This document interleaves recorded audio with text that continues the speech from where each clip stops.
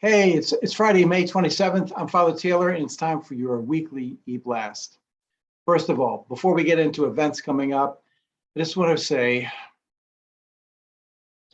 I don't know about you, but I would imagine as a person who has experienced the love of God and has the Spirit of God in your heart, that you are pretty much wrecked over what happened in Uvalde, Texas. I would caution you to decide not to get caught up in the dualistic thinking that we're presented by the loudest voices.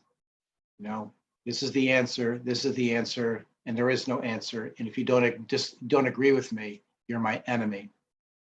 Now, that's not the way, that's not our identity of who we are as Christians. So our hearts are with those families with loss, and our hearts are with Jesus, who continues to lead us in a way that you might not have thought about, which is part of God's answer for all of these things. And it's who we are, not only as individuals, but who we are as a Christian community in a way that's different from a political way. We'll talk a little more about that on Sunday, but I just want to say, I would imagine it would be normal to be really bothered, to cry, to think about your kids and grandkids, and then to think about those families. And it's very tempting if you turn on the news to get one side or another side, or just to abandon ship and not think about it at all. We are called to think deeply about these things and to be involved as God's answer for this.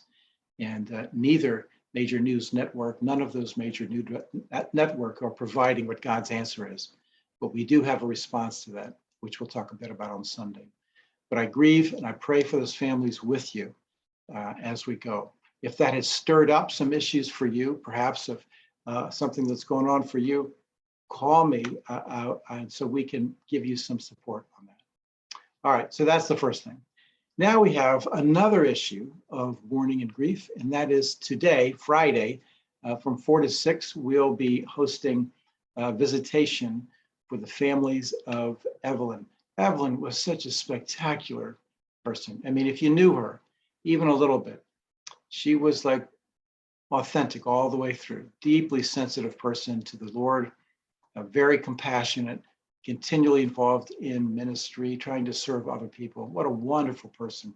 And what a loss for Dennis, for his two kids, Jennifer and John, for the grandkids, and also for our church community. So from 4 to 6, we'll come and participate in a bit of grieving. Now, here's what I need to let you know. As you know, the rates of transmission of COVID have gone up. We have a lot of folks who will be attending today who are vulnerable.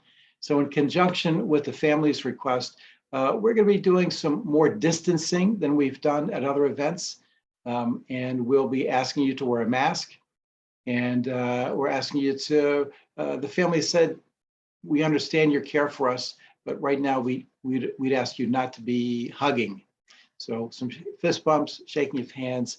There's lots of hand sanitizer. We got all the windows open, but it's a kind of a walk-through visitation. So that's from 4 to 6. I want to thank you, every person who has signed up and every person who means to show up to volunteer at the outpouring of support. We just had so many people in the first day with our sign up genius and emails and calling Carol and all of that. We just had a tremendous outpouring of your desire to serve and to help in this situation. So thank you so much for that. 4 to 6 tonight. Tomorrow morning, Saturday, service begins at 10.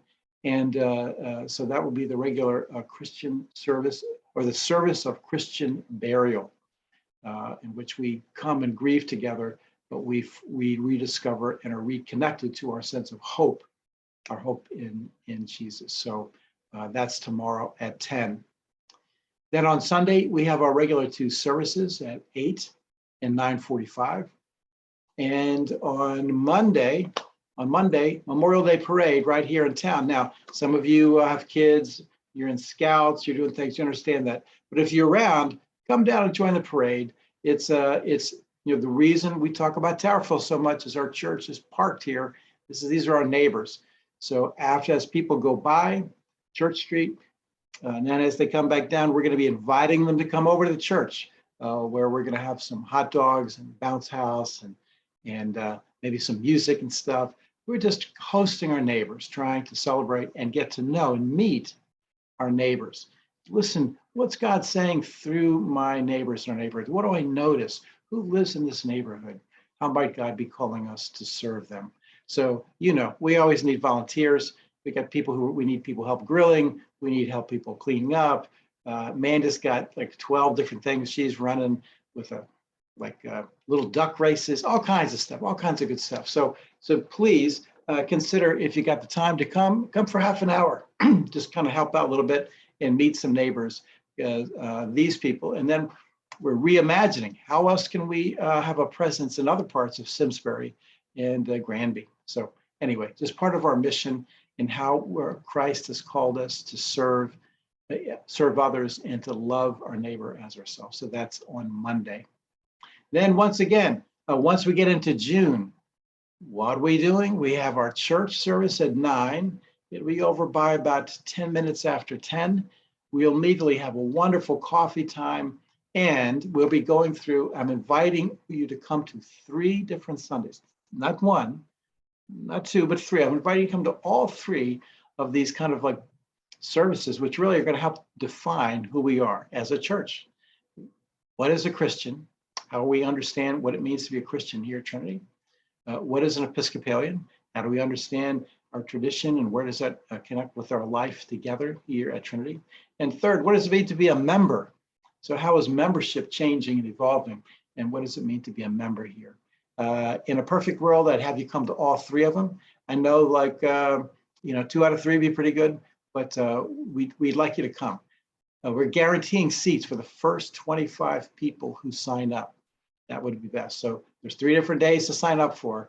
You can sign up for the trifecta, all 3, 2, even 1. So anyway, so that's coming up in June. All right, I think that's all I got for now. So God bless you. We continue to pray for the folks affected both in Texas, the people who were affected just by hearing this news here in Connecticut, and continue to pray for our church family and our mission going forward to be a light into this hurting and broken world. So God bless you, and hopefully we'll see you this weekend.